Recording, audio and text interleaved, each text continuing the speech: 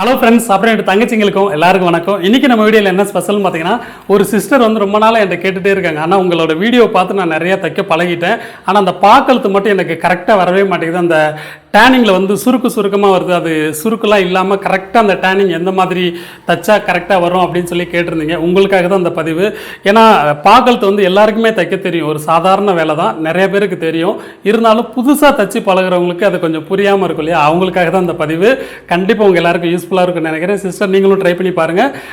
கஷ்டம் இல்லாத ஒரு வேலை தான். அந்த டேனிங் வந்து கரெக்டாக நீங்கள் அர்க்காத் பண்ணி திருப்பிக்கிட்டிங்கனாலே அழகாக வந்துடும். உங்களுக்கு தச்சே காமிக்கிறேன். உங்களுக்காக தான் அந்த பதிவு. உங்களை மாதிரி புதுசாக ட்ரைனிங் எடுத்து பழகுறாங்க இல்லையா, தையல் கிளாஸ் இப்போ தான் போய்கிட்டு இருக்கேன், இப்போ தான் நான் தைக்க பழகுறேன் அப்படின்னு சொல்கிறவங்களுக்கு இந்த வீடியோ ரொம்ப யூஸ்ஃபுல்லாக இருக்கும். நீங்கள் ட்ரை பண்ணி பாருங்கள். இப்போ வீடியோக்குள்ள போகலாமா? வாங்க போகலாம். இப்போ பார்த்தீங்கன்னா சிம்பிளாக ஒரு பாக்கழுத்து தான் தைக்க போகிறோம். இது ஸ்லீவுக்கு இருந்த பார்ட்ரு. அந்த பார்டரை வந்து நான் ரெண்டாக வெட்டியிருக்கேன். ஏன்னா அகலம் ஜாஸ்தி இருக்கிறனால நான் ரெண்டாக வெட்டியிருக்கேன்.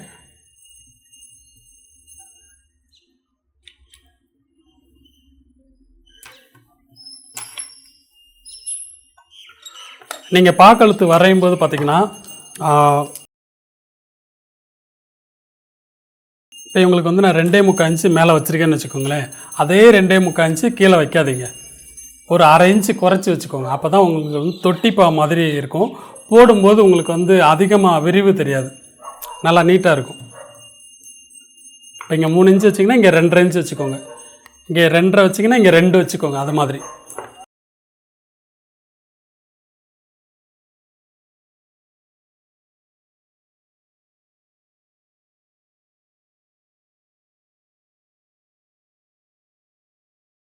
ரெண்டு பக்கமும் ஜெராக்ஸ் எடுத்த மாதிரி ஆயிடுச்சு.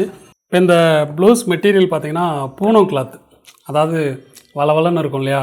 இது ஒரு ஸ்டிஃபான கிளாத்துன்னு வச்சுக்கோங்களேன். நமக்கு நல்லா ஈஸியாக இருக்கும் தைக்கிறதுக்கு. ஒரு காட்டன் கிளாத்தாக இருந்தால் கூட ஈஸியாக இருக்கும். இது வந்து சும்மா வளவலன்னு இருக்கிற ஒரு பூனம் கிளாத்து தான். இதுக்கு வந்து பார்த்திங்கன்னா கண்டிப்பான முறையில் லைனிங் கீழே ஒரு வச்சுக்கோங்க. ஏன்னா நிறைய பேர் அந்த பூனம் மெட்டீரியலில் தைக்கிறது கஷ்டமாக இருக்குது, எனக்கு சரியாக வரலன்னு சொல்கிறீங்க இல்லையா. அதுக்காக தான் இப்போ நான் தைச்சி காமிக்கிறேன். இவ்வளோ பெரிய லைனிங் வேணும்ன்ட்டு கிடையாது. நம்ம அந்த பாஸ் ஷேப் எவ்வளோ பெருசு எடுக்குமோ அந்த சைஸுக்கு எடுத்துக்கோங்க. இல்லை நீங்கள் லென்த்தாக வச்சுக்கிட்டிங்கன்னா அந்த பாஸ் ஷேப்பில் கட் பண்ணி எடுக்கும்போது மீதியை கட் பண்ணி எடுத்துக்கலாம்.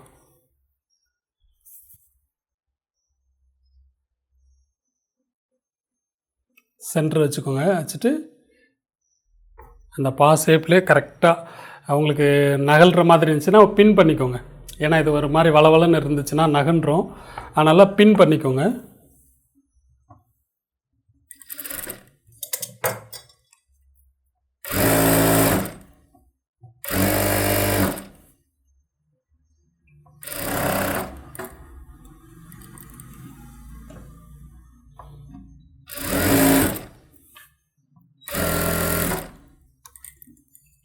கரெக்டாக அந்த பாயிண்ட்டுக்கிட்ட திருப்பிக்கணும்.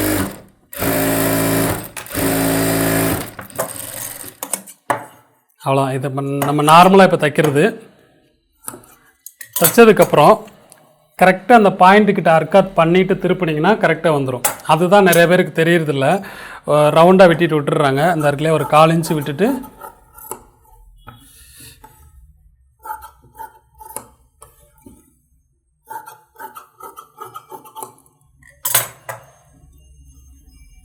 இந்த பாயிண்ட் இருக்கு இல்லையா, அந்த தையல் வரைக்கும் அந்த அர்க்காத் வெட்டிக்கோங்க. சில பேர் அந்த முனை வரைக்கும் வெட்டுறதில்ல, வெட்டினாலும் தையலோடு சேர்த்து வெட்டிடுறாங்க, அதான் பிரச்சனை. அந்த தையல் பக்கத்தில் வரைக்கும் வெட்டிக்கோங்க. உள்ளே இவ்வளோ லைனிங் தேவையில்லை. இப்போ பார்த்தீங்கன்னா நீங்கள் லைனிங் மட்டும் எடுத்து விட்டுட்டு அழகாக ஓரத்தில் தையல் போட்டுக்கோங்க.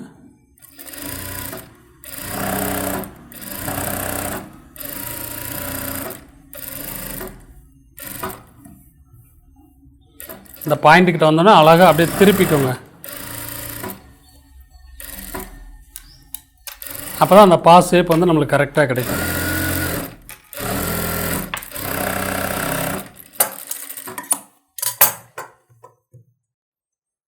அவ்வளோதான். இப்போ பார்த்தீங்கன்னா இந்த ஷேப் வந்து நீங்கள் ஒன்றுமே பண்ண வேண்டாம், ஆட்டோமேட்டிக்காக அந்த பாயிண்ட் அழகாக வந்துடும். இவ்வளோ தான், சின்ன மேட்ரு தான். அழகாக அந்த இடத்துல பாயிண்ட் அழகாக வெட்டிக்கோங்க. வெட்டிக்கிட்டிங்கனாலே நல்லா நீட்டாக இருக்கும். இப்போ மேலே நம்ம ஓர தையல் ஒன்று போட்டுருவோம்.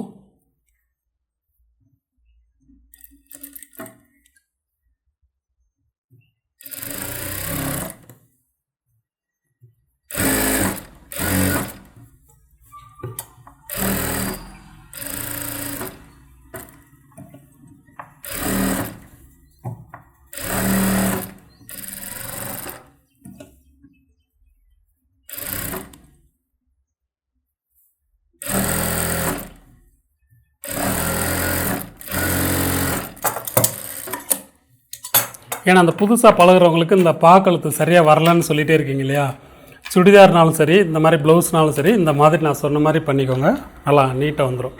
இப்போ சுற்றி 1/4 இன்ச்சு விட்டு தையல் போட்டுடலாம்.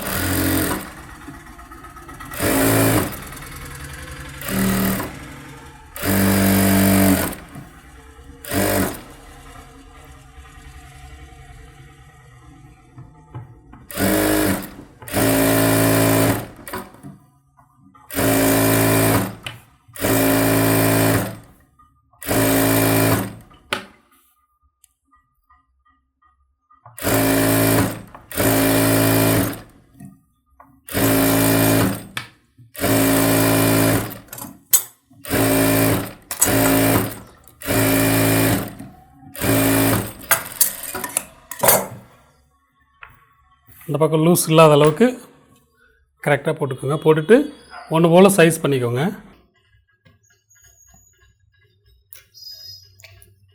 இந்த மாதிரி பூனம் மெட்டீரியல் தான் தைக்கிறதுக்கு ரொம்ப கஷ்டப்படுறீங்க, ஆனால் அதுதான் ரொம்ப ஈஸியாக இருக்கும் தைக்கிறதுக்கு. லைனிங்லாம் ஒன்று போல் வச்சுக்கிட்டு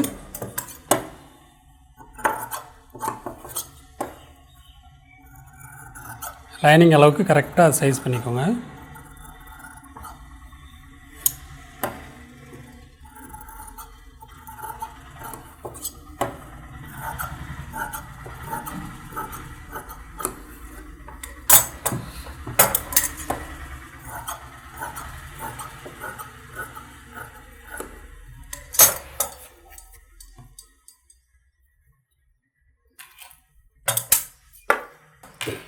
இப்போ இந்த பாஸ் ஷேப் வந்து நார்மல் ப்ளவுஸ்க்கு நீங்கள் இப்படியே நீங்கள் வச்சுக்கலாம்.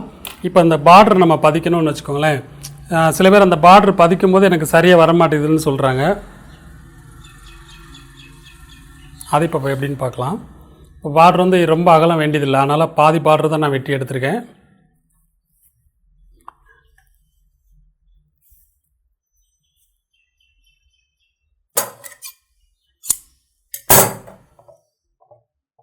நமக்கு எந்த அளவுக்கு திக்னஸ், அதாவது பட்டையாக எந்த அளவுக்கு வேணுங்கிறத பார்த்துக்கோங்க. நான் பாதி கோல்டும் அந்த பாதி மாங்காய் மாதிரி இருக்குல்லையா, அதை கனெக்ட் பண்ணி மடித்து ஃபஸ்ட்டு ஒரு தையல் போட்டுக்கோங்க. அந்த தையல் வந்து ஓரமாக போடுறது கடைசி வரைக்கும் ஒரே மாதிரி போட்டுக்கோங்க.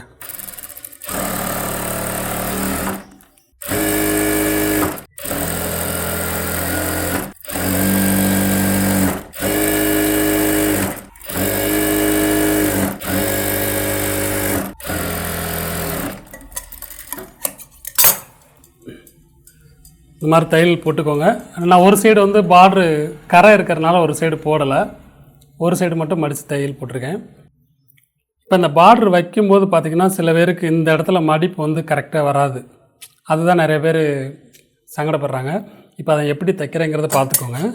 இல்லை இன்னொன்று பார்த்திங்கன்னா, நம்ம பார்ட்ரு ஓரத்தில் வைப்போம் இல்லையா, ஓரத்தில் வைக்கிறத விட இந்த மாதிரி ஒரு 1/4 இன்ச்சு தள்ளி வச்சாலும் நல்லாயிருக்கும். அது உங்களுக்கு பிடிச்சா வச்சுக்கோங்க. இப்போ நான் ஓரத்தில் வச்சு காமிக்கிறேன்.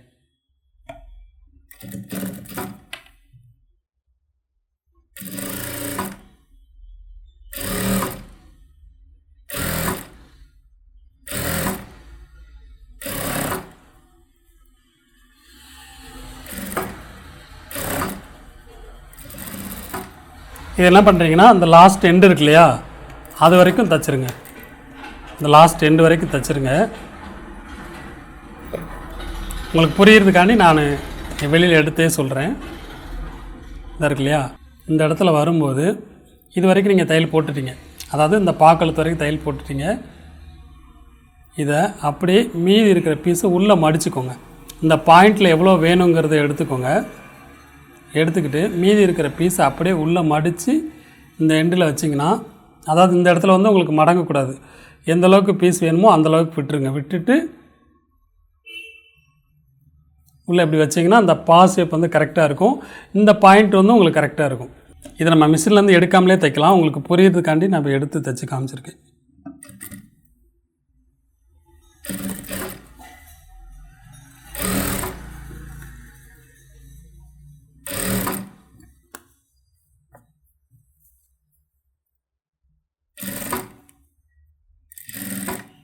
அதே மாதிரி இங்கே வரும், அது மாதிரி தான் அப்படியே ரிட்டர்ன் கொண்டு போயிட்டு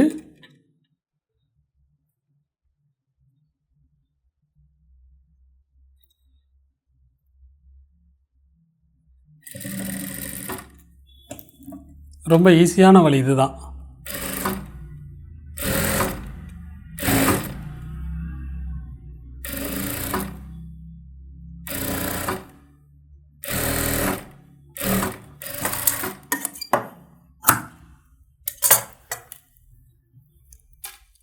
இப்போ இந்த பாஸ் ஷேப் வந்து இந்த இடத்துல பாயிண்ட் சரியாக எடுத்துட்டோம். அப்போ இந்த இடத்துல வரும்போது மட்டும் நீங்கள் இந்த நீடில் வச்சு கரெக்டாக இந்த ஷேப் கிட்ட கொண்டு வந்து இப்படி குறுக்கில் ஒரு தையல் போட்டுட்டிங்கனாலே போதுமானது.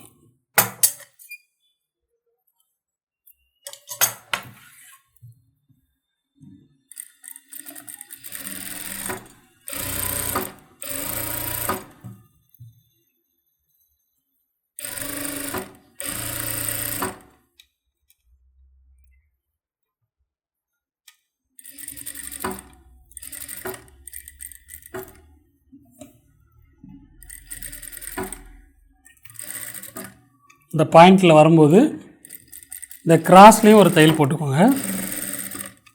அப்போ அந்த பாஸ் ஷேப் வந்து கரெக்டாக உட்காந்துடும். இருக்கு இல்லையா, இந்த குறுக்கிலே ஒரு தையல் போட்டுக்கோங்க. அதே மாதிரி தான் இந்த பக்கமும்.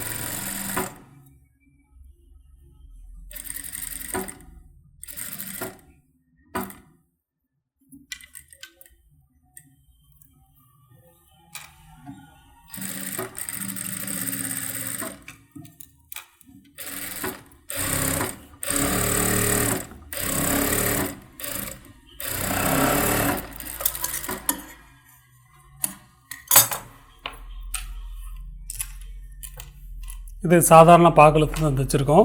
இப்போ நமக்கு பார்டர்லாம் எக்ஸ்ட்ரா இருக்குதுன்னு வச்சுக்கோங்களேன். இப்போ இந்த பார்டர் எக்ஸ்ட்ரா இருக்குது. இந்த இடத்துல க்ளோஸ் பண்ணுறதுக்கு முன்னால் நீங்கள் லைனாக ஒரு 3 லைன் கூட வச்சுக்கலாம். உங்களுக்கு பிடிச்சா வச்சுக்கோங்க. இல்லை எனக்கு சிம்பிளாக போகுதுன்னா இந்த பார்டரை கீழேயும் வச்சுக்கலாம். கீழே வச்சுக்கிட்டிங்கனாலும் ஓகே தான். இப்போ ப்ளவுஸ் ஒயர் எவ்வளோன்னு கனெக்ட் பண்ணிக்கிட்டு கீழே ஒரு சப்ளை பீஸ் கொடுத்து அடித்து பரட்டிக்கோங்க.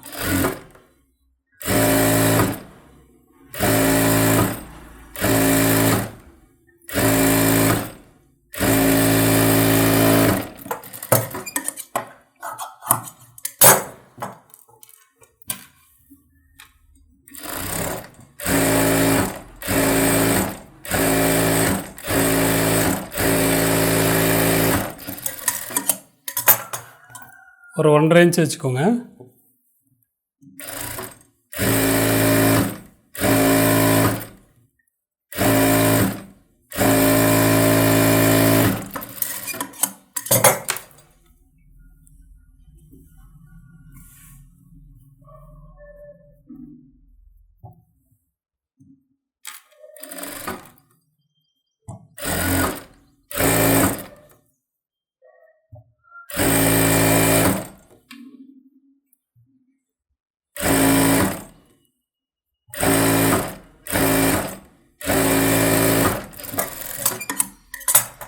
கீழே வந்து உங்களுக்கு பார்டர் வேணும்னா வச்சுக்கோங்க, தேவையில்லைன்னா வேண்டியதில்லை.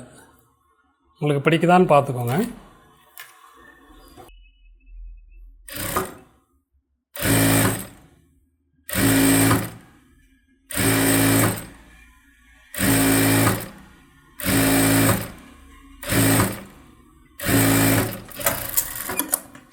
ஏன்னா சில பேருக்கு பேக்கில் இடுப்பில் வந்து பார்டர் வைக்கிறது பிடிக்காது, ஒரு சிலருக்கு தான் பிடிக்கும்.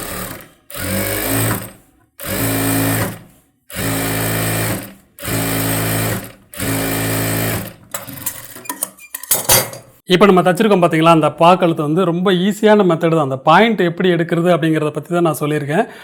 நிறையா பேருக்கு தெரியும், ஆனால் புதுசாக படிக்கிறவங்களுக்கு இப்போ நான் சொல்லியிருக்கேன். ரொம்ப ஈஸியான மெத்தடு தான், நீங்களும் ட்ரை பண்ணி பாருங்கள். இந்த மாதிரி ப்ளைனாக இருந்துச்சுன்னா சென்டரில் ஒரு சின்ன பேட்ச் மட்டும் வச்சுட்டிங்கன்னா கூட அழகாக இருக்கும். இப்போ நான் தச்ச இந்த பாக்கழுத்து நீங்கள் பார்த்துருப்பீங்க. ரொம்ப ஈஸியான மெத்தடு தான், நீங்களும் இதே மாதிரி ட்ரை பண்ணி பாருங்கள். பார்த்துட்டு எனக்கு கமெண்ட் பண்ணுங்கள். முடிஞ்சால் நீங்கள் தச்சது ஒரு ஃபோட்டோ எடுத்து என்னோடய ஃபேஸ்புக்கில் போட்டிங்கன்னா எனக்கு ரொம்ப சந்தோஷமாக இருக்கும். அடுத்த வீடியோவில் ஒரு டிஃப்ரெண்ட்டான ஒரு மாடலோடு பார்க்குறேன். பாய்.